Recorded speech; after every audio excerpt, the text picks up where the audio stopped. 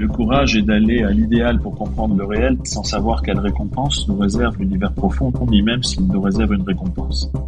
Laurent Choin est Chief Leadership, Éducation et Culture chez Mazars. Il est aussi professeur, dirigeant, conférencier. Un slasher avant l'heure, infaillible dans ses combats pour faire évoluer le management, le leadership et pour faire de l'entreprise une école après l'école. Depuis 10 ans à Mazars, organisation indépendante d'audit, de conseil et de services aux entreprises, il est chef de village, gardien des valeurs. Il nous raconte les Mazariens et nous partage son rêve de remettre la gentillesse au cœur de nos vies professionnelles. Je suis Grace Leplat et avec Culture d'entreprise, je vous emmène à la rencontre des leaders engagés, des managers éclairés, qui placent l'humain au cœur de leur stratégie et transforment le monde du travail. Bienvenue sur Culture d'entreprise, un podcast proposé par Natif. Bonjour Laurent. Bonjour Grace, ça va ? Oui, ça va très bien et toi ? Parfait. Alors Laurent, tu es directeur des relations humaines du groupe Mazars. J'insiste sur relations et non pas ressources. Au quotidien, on peut dire que tu révolutionnes un peu le monde du travail, mais on va en parler dans quelques minutes. D'abord, j'aimerais que tu nous parles de ceux qui travaillent dans le groupe Mazars, les collaborateurs. Vous les surnommez les Mazariens. Est-ce que tu peux nous dire, c'est quoi un Mazarien ? Tu sais, en fait, on est un challenger. Quand je dois présenter Mazars en une phrase, souvent j'ai coutume de dire, vous connaissez les Big Four, on n'est pas l'un d'entre eux. Oui. Alors, c'est un peu rapide et c'est pas tout à fait vrai d'ailleurs. Ça donne une image. En France en particulier, je pense qu'on est largement un compétiteur tout à fait dans le match. Et dans le monde, on commence vraiment à avoir une taille significative aujourd'hui. Donc, si on parle déjà des Mazariens en termes de nombre de gens, on reste une entreprise, je dirais, à l'échelle mondiale qui reste de taille humaine, mais qui... c'est quand même 40 000 collaborateurs. Oui, voilà, c'est ça. Donc, ça reste très significatif. Donc, ce sont des personnes, si on fait une sorte de sociologie à la SERP, qui exercent aujourd'hui 7 métiers possibles, alors qui sont tous des métiers intellectuels, c'est-à-dire de prestation de services et à forte concentration intellectuelle. Si je prends un seul exemple, le métier comptable ou d'auditeur exige un haut niveau de standard de qualification et c'est comme parler des langues étrangères. La comptabilité, c'est une sorte de langue étrangère, c'est-à-dire que finalement, ça nécessite d'avoir des facultés cognitives très supérieures pour pouvoir faire le métier vite et bien, finalement. Alors, ça conduit à une conséquence toute simple, c'est que le métier n'exige pas forcément une très longue expérience pour pouvoir y participer, mais nécessite donc un équipement cognitif assez fort. Ce qui fait qu'essentiellement, on recrute des jeunes gens diplômés dans les meilleures institutions de formation, mais nous, on recrute bien au-delà de ça. C'est-à-dire au-delà des universités, des IAE et surtout des grandes écoles qui sont notre vivier naturel, les grandes écoles de commerce. Par exemple, Mazars a été un des premiers en France à recruter des ingénieurs il y a très longtemps, déjà du temps de Robert Mazars. Robert Mazars avait d'ailleurs une formule marrante, il disait si vous me donnez un ingénieur, en moins de 2 jours, j'en fais un très bon comptable. C'est marrant parce que c'est pas forcément la formation en fait. Ça n'a rien à voir, mais en réalité, qu'est-ce qu'on fait ? Nous, on sert des clients qui sont d'abord des spécialistes et des passionnés d'une industrie. Donc, si tu prends quelqu'un qui a une formation de comptable, si tu le mets dans une usine, il va pas comprendre ce qu'est une usine. Si tu prends un ingénieur, il va comprendre les flux, il va comprendre l'organisation, il va comprendre finalement la culture de ce client. Et d'ailleurs, probablement à cause ou grâce à ça, il fera moins d'erreurs parce qu'il comprendra la mécanique, le modèle économique qu'il y a derrière le système comptable ou le système d'audit. Donc, fondamentalement, ça a toujours été cette logique un peu de diversité dans les recrutements, une logique de Mazars. Par contre, à l'inverse, nous devons recruter des gens qui sont déjà équipés intellectuellement pour pouvoir justement assez vite apprendre des techniques qui sont des techniques très avancées finalement, et d'ailleurs qui leur servent toute la vie. La plupart d'entre eux, deuxième caractéristique des Mazariens, sont pas des gens qui restent forcément toute leur vie. Une grande partie d'entre eux vont rester une petite dizaine d'années maximum chez nous et pour ensuite aller faire des très très belles carrières dans pas mal d'entreprises, pas chez nos clients comme souvent on le pense, mais dans tout type d'entreprise, parfois même chez des gens qu'on ne connaît pas du tout. Mais voilà, et puis pas seulement dans la finance ou la comptabilité, mais on les retrouve dans des métiers très larges, y compris des ressources humaines par exemple. C'est un début de carrière en fait. Oui, c'est ça. Par certains, c'est vu comme tel. Donc voilà, donc on est ce genre de Mazarien dans tous les cas. J'ai vu sur votre site internet que vous avez un code de conduite du Mazarien. Qu'est-ce que c'est ? Il y a quoi dedans ? Alors, ce qu'il faut comprendre, c'est plusieurs choses. Le métier qu'on fait, C'est un métier qui est, pour simplifier, soit un métier d'assurance au sens, pas dans le sens l'assurance AXA ou ce genre de choses. C'est le nom assurance en anglais de l'audit. C'est-à-dire que nous, notre métier, c'est de garantir la stabilité de place financière. C'est-à-dire que ce que racontent de grandes entreprises sur la valeur de leurs comptes et de leurs actions, nous, on le certifie. On dit oui, c'est pas juste ce qu'ils en disent, c'est vrai que c'est comme ça. Alors, c'est un métier difficile parce que parfois, Mazars a moins ce genre de problème que ses grands confrères, mais ça nous guette quand même en permanence. C'est-à-dire, nous, si on se trompe, ça a des conséquences majeures sur des marchés, sur des vies des gens, sur des choses. Donc, on doit être très, très vigilant là-dessus. Et donc, bien évidemment, dans ce premier métier d'audit, on doit avoir par exemple des gens qui sont sceptiques professionnels, c'est-à-dire qu'on leur demande non pas d'acheter n'importe quoi, mais au contraire même presque de ne croire en rien pour à chaque fois revérifier. Et puis de l'autre côté, dans le métier du conseil, c'est pareil, il faut cet esprit. D'ailleurs, tu posais la question tout à l'heure de c'est quoi les Mazariens. C'est des gens qui correspondent d'ailleurs à l'idéal probablement universitaire américain, tu sais, qui demandent trois choses. D'ailleurs, ça venait surtout de Humboldt, des facultés allemandes à l'origine, mais ils demandent un esprit analytique, ils demandent un esprit critique et ils demandent une vraie capacité à s'exprimer. En fait, voilà, si on veut résumer, nous, notre métier, c'est ça. C'est une capacité à avoir une grande puissance analytique, incontestablement un esprit critique, mais qui est aussi du coup la base de l'innovation si on se met en place du côté du conseil, et enfin une faculté d'exprimer ça de manière synthétique, intelligente, acceptable, et pour que tout le monde progresse. Et donc c'est pour ça aussi qu'on est une sorte d'école après l'école, parce que même si les écoles cherchent à inculquer ça, nous en fait c'est de la mise en œuvre de ça. Vous les faites vivre, ouais. Voilà, c'est ça. Donc on est aussi un accélérateur, on est une arène de talent, parce qu'évidemment on a tendance à recruter pas mal de gens brillants. Donc évidemment les gens brillants aiment bien se retrouver entre eux aussi. Parfois il faut faire gaffe que ce ne soit pas de l'entre-soi, mais ça on y arrive bien, je crois. On a deux promesses très simples chez Mazars finalement. Si vous rejoignez Mazars, on fera de vous des très grands professionnels, mais deux, vous aurez des amis pour la vie. Et c'est ça, en fait, ce que Mazars propose et promet. Donc ça fait partie de vos valeurs aussi, les relations. Alors, le Code of Conduct, pour finir ma réponse, mais sur le Code de conduite, d'abord, c'est une exigence qu'ont évidemment nos institutions de régulation, c'est une attente qu'on a vis-à-vis de nous. C'est pas conduite dans le sens juste comportement, c'est la conduite dans le sens de l'éthique dans la pratique du métier. Et donc, pour nous, il faut que tout ça soit codifié, soit clair, ne serait-ce que pour l'enseigner et l'inculquer aux gens qui bossent chez nous. Mais au-delà de ça, parce que, encore une fois aussi, c'est notre raison d'être. Nous, on est là, encore une fois, non pas pour servir des clients d'abord, mais pour stabiliser des places financières. Dans nos métiers, si on est amené à signer un rapport qui ne plaît pas au client, on va le signer, parce que la vérité compte plus. Tu vois ce que je veux dire? C'est la petite difficulté d'ailleurs de ces métiers. Ouais, l'indépendance. Pour résumer, le Mazarien moyen, il a 28 ans, c'est un jeune diplômé. Ouais. Vous avez une structure en grade, donc le Mazarien progresse vite. Alors voilà, les grades, c'est pas fait pour créer une hiérarchie, parce que pour être tout à fait honnête, comme tu le dis, la moyenne d'âge dans Mazars, alors elle varie entre 28 et 30 ans en fonction des moments, si tu veux. Mais disons, 28 ans, ça a même tendance, je pense, à baisser en ce moment. Le raisonnement, c'est quoi? Bon, d'abord, ça veut dire une chose, c'est que nous recrutons toujours les dernières générations en cours. Tu vois, depuis 2018, essentiellement, on recrute ce qu'on appelle les générations Z, ceux qui sont nés après 95. Ouais. Tu vois, c'est-à-dire ils ont 23 ans en 2018. Donc c'est des personnes qu'on recrute, et aujourd'hui on recrute plus que des Z quasiment. Alors par contre on a beaucoup de Y parce qu'on les a recrutés en permanence, et d'ailleurs un peu avant tout le monde aussi.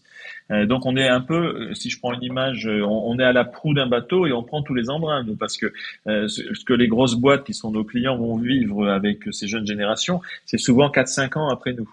Donc on est obligé aussi, nous, d'être très en avance dans le type de management qu'on a, parce que si on n'est pas moderne, bon, d'abord on n'attirera pas ces gens-là, mais deuxièmement on ne saura pas les gérer.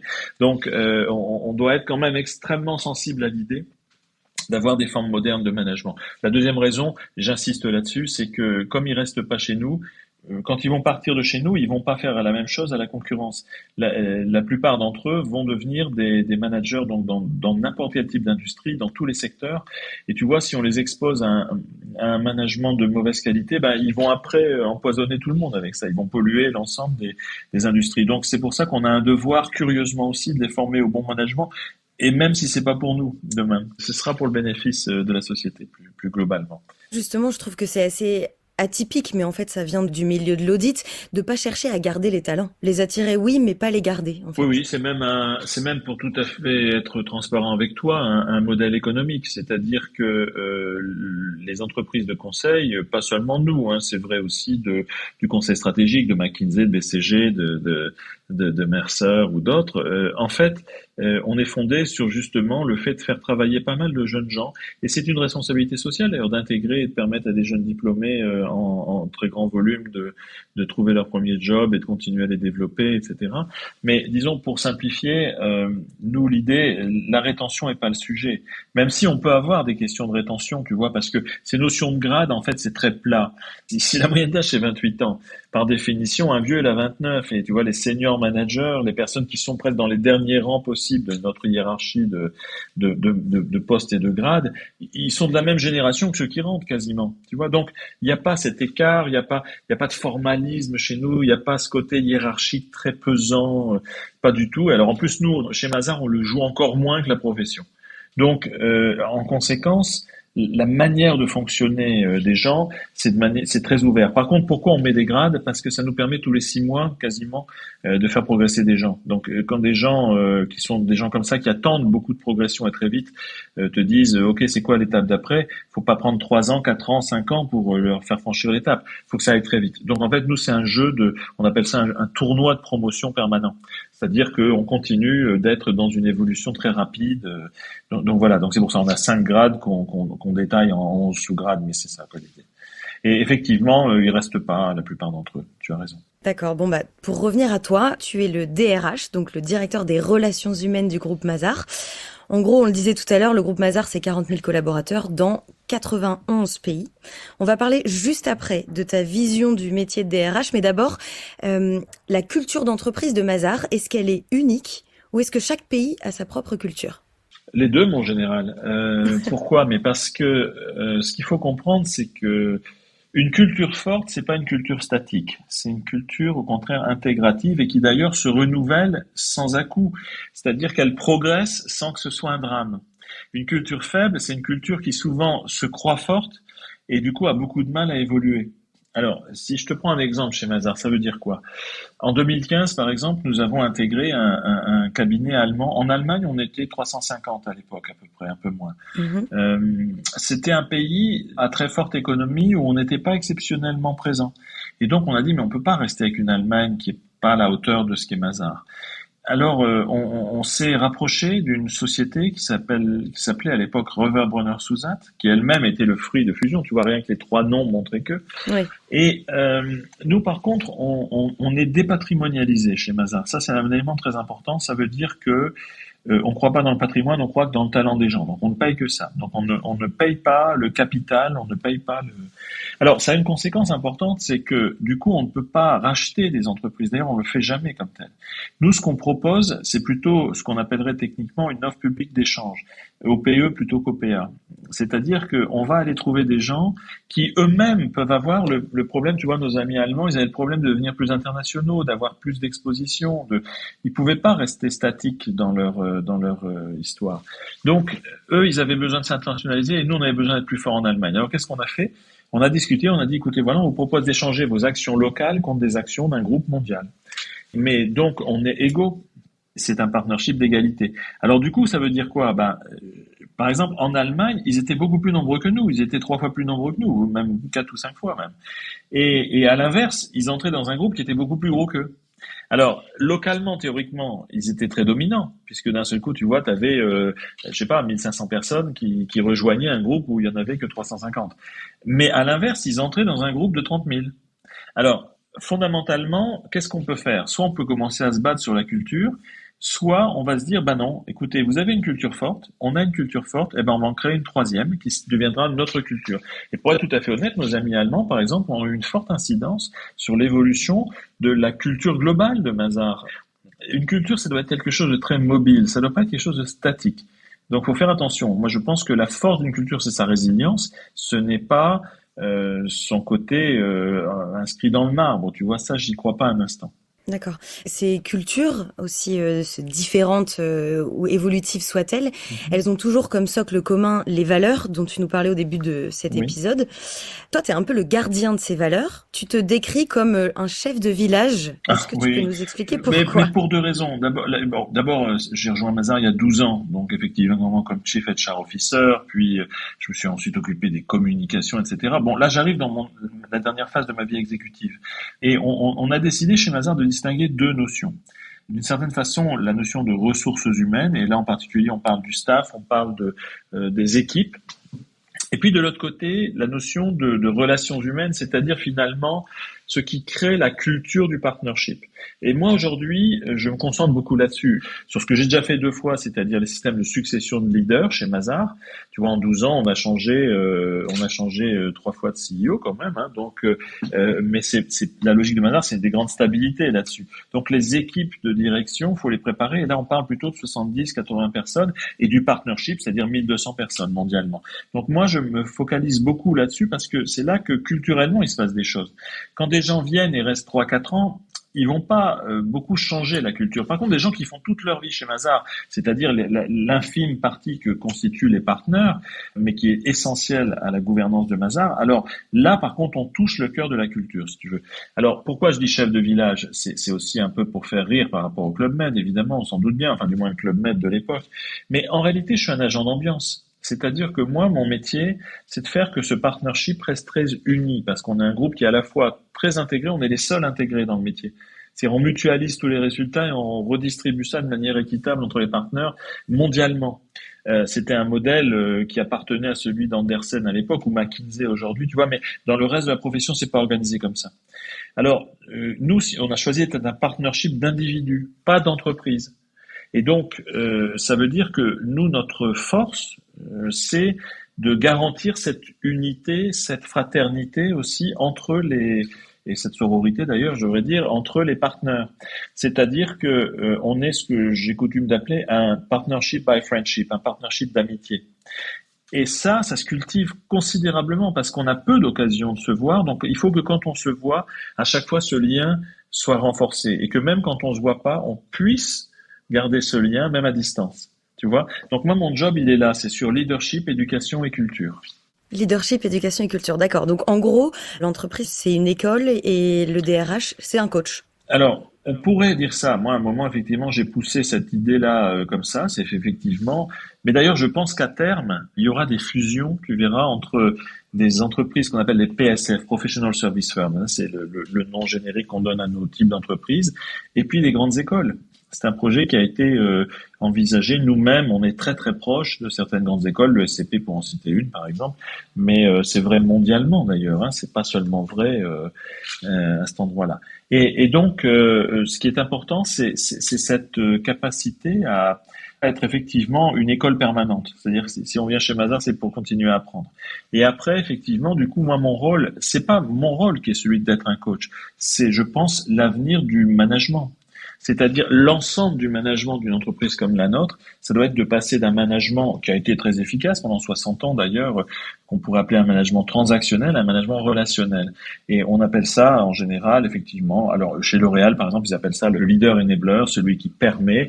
Ailleurs, tu entends parler de coaching. Tu vois, chez Microsoft, Satya Nadella a fait passer le modèle d'un modèle qui était basé sur 3 idées. C'était Smart, Work Hard, Get Things Done. Donc, tu vois, très compétitif, très réussite individuelle.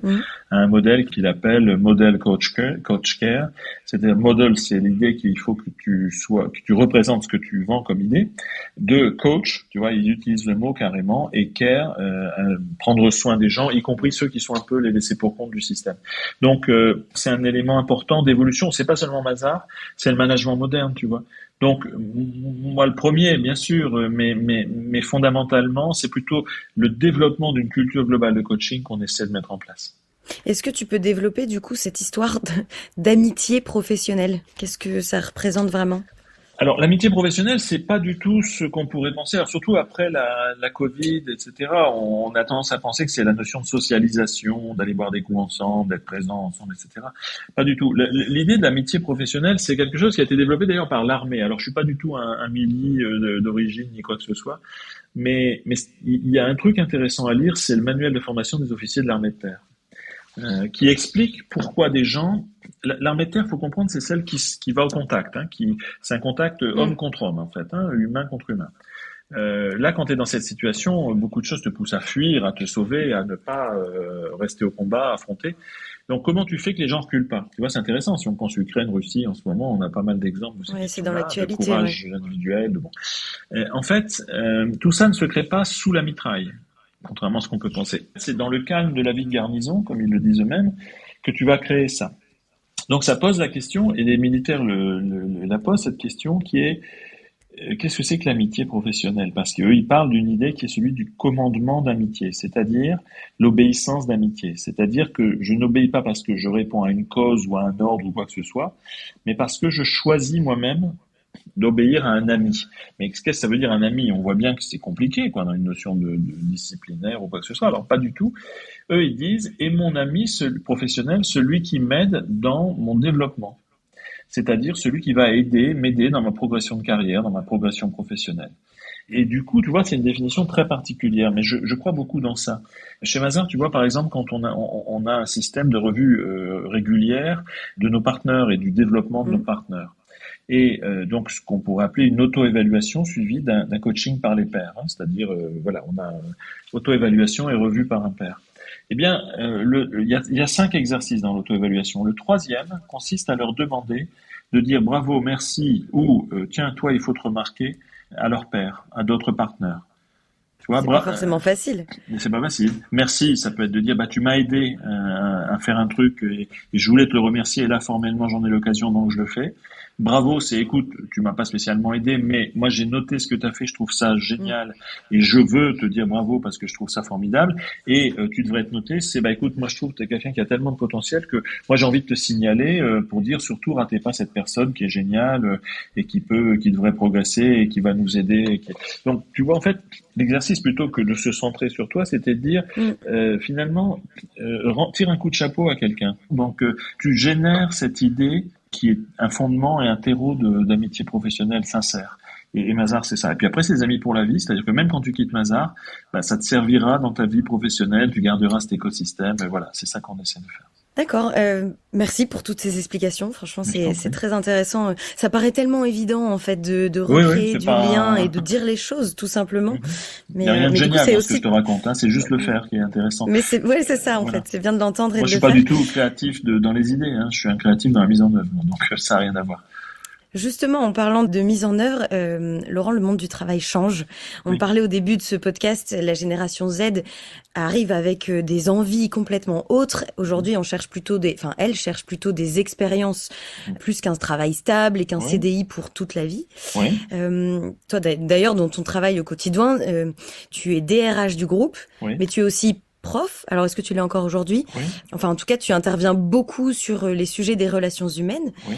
Est-ce que aujourd'hui, on arrive à la fin du CDI et de l'employeur unique? D'abord, c'est pas si nouveau parce que dans les années 80, un garçon qui s'appelle Charles Andy, qui est un penseur du management irlandais, avait écrit deux livres très intéressants. L'un s'appelait L'âge de la déraison et l'autre L'âge des paradoxes, où il expliquait ça. Dans le premier, il expliquait qu'une entreprise, ce n'est certainement pas aujourd'hui que des salariés mensualisés qui sont sur le payroll. C'est bien plus. Tu vois, par exemple, si tu viens à l'accueil de Mazars, les personnes à la réception, elles sont pas des salariés de Mazars.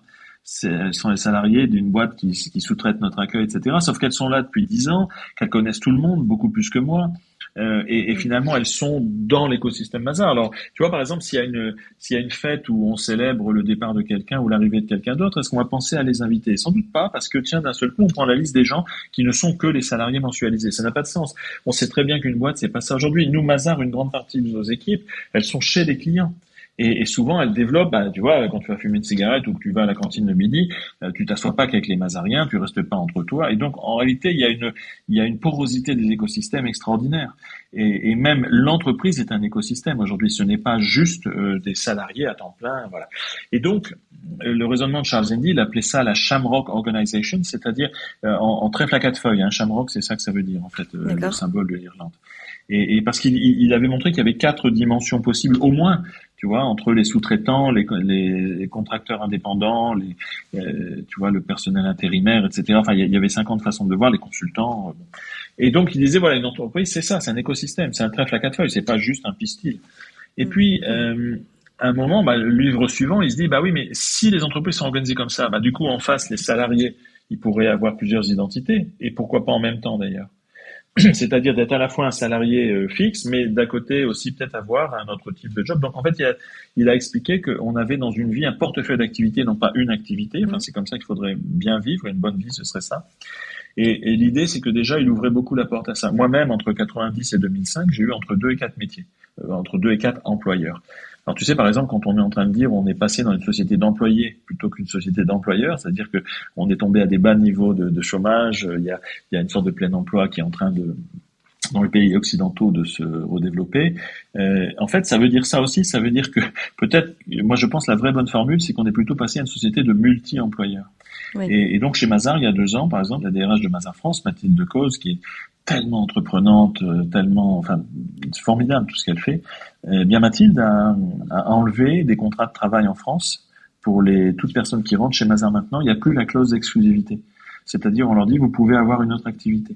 Ça ne veut pas dire, qu'on l'encourage forcément en tant que tel, parce que nous, on essaie de se battre pour qu'on reste vraiment sans trop dans la vie des gens, après, on ne peut pas l'exiger, et puis on peut pas dire, on pousse le work-life balance, et puis de l'autre côté, demander aux gens de s'investir à 300% pour soi, ça n'a pas de sens.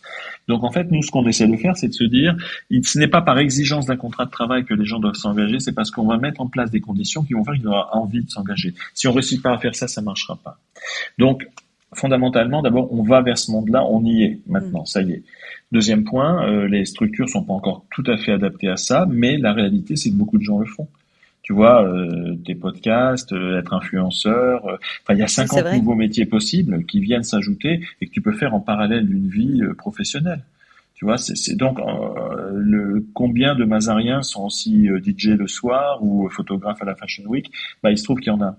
Tu vois, et donc en fait, le raisonnement demain, ce sera sans doute d'avoir un portefeuille d'activités plus qu'une activité seule. Et donc nous, plutôt que de résister à ça, il vaut mieux embrasser les choses, être plutôt pionnier de ces choses-là. La petite taille de Mazars lui a toujours permis, relativement, d'être pionnier en RH. On a d'ailleurs toujours été vu comme étant assez en avance là-dessus, parce que on pouvait tenter des trucs que nos grands copains peuvent pas tenter, quoi. Ça me plaît parce que, encore une fois, j'ai utilisé le mot de bonne vie. Moi, c'est à ça que je réfléchis la plupart du temps, tu vois. Je me dis, mais c'est quoi une bonne vie, quoi? J'ai envie de ça pour mes enfants, j'ai envie de ça pour les gens autour de moi, pas forcément même mes proches, pour tout le monde, quoi. Je trouve qu'il faut avoir un raisonnement d'aller vers une bonne vie. Là, en l'occurrence, tout ça arrive et je trouve ça bien. C'est une belle manière de conclure. On arrive à la fin de ce podcast. Je t'avais demandé de venir avec une citation. En fait, c'est la petite tradition à la fin de nos épisodes. À chaque fois, je demande une citation sur le monde du travail, sur la culture d'entreprise. Est-ce que tu en as une? Je vais en donner une particulière qui me tient à cœur, mais qui m'a accompagné toute ma vie. En fait, je vais faire 2, si tu m'autorises. La deuxième, c'est plus un clin d'œil, mais... La première, c'est une citation de l'extrait d'un discours à la jeunesse de Jean Jaurès. Et j'avais cité cette phrase en introduction de ma soutenance de thèse qui était le courage est d'aller à l'idéal pour comprendre le réel sans savoir quelle récompense nous réserve l'univers profond, ni même s'il nous réserve une récompense. Pourquoi je choisis cette citation-là? Parce que on n'en a pas parlé, mais je crois qu'il y a 3 valeurs fondamentales et compliquées en entreprise, mais qui, pour moi, ont guidé ma vie et j'y crois tellement. Mais elles sont pas populaires dans le leadership des boîtes. C'est 3 G. C'est la gratuité, la gentillesse et la générosité. Moi, je pense que il faut, et j'ai écrit récemment un portrait de Serge Trigano là-dessus, le leadership par la gentillesse est quelque chose de très intéressant. Mais si tu dis à un leader, toi, t'es gentil, je suis pas sûr que ça lui plaise. Non. Tu vois ce que je veux dire? C'est pas une valeur, c'est un succès d'estime, quoi. Et donc, moi, je crois beaucoup dans ça. Donc, c'est plutôt des valeurs qu'il faut taire, mais qu'il faut pratiquer, qu'il faut pousser. Faut pas en parler trop, mais il faut le faire. Et exprès, tu vois, j'ai pas utilisé bienveillance, machin, tout ça. C'est pas dans ce sens-là. C'est vraiment ça. C'est de la gentillesse, tout simplement de la gentillesse. C'est quelque chose qui est important. Je pense qu'on arrive à un moment de la vie, y compris bien au-delà des entreprises. On le voit aujourd'hui, le retour de la guerre, de la misère, des maladies. plus que jamais, on a besoin de comprendre ce qu'est la communication non violente et de la pratiquer plutôt que de la comprendre. Moi, très longtemps, j'étais résistant à l'idée, puis j'ai compris ce que ça voulait dire.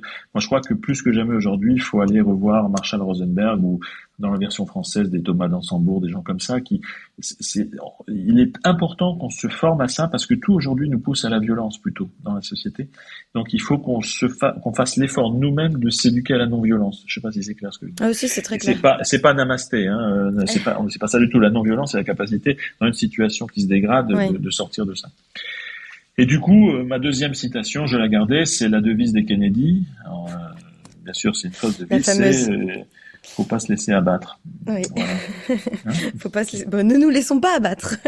Exactement. Bon, merci beaucoup merci pour toutes ces explications. C'était très intéressant. Je t'en prie. Et j'invite les auditeurs à lire justement tous les articles que tu as pu écrire pour en apprendre plus sur ta vision. Oui, puis s'ils ont des problèmes de sommeil, ça les aidera énormément. Ouais. Ah oui, d'accord. Non. Franchement, c'est hyper intéressant et puis c'est aussi très intéressant de voir comme le monde du travail évolue et comme les amitiés professionnelles, comme le multisalariat, comme tout ça se développe et la gentillesse aussi, on y tient et on l'espère. On espère que ça va continuer à se développer. Voilà.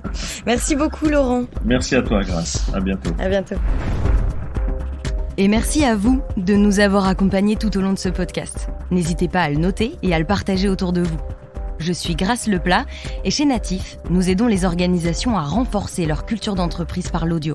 Rendez-vous sur natif.io. Quant à moi, je vous donne rendez-vous dans 15 jours.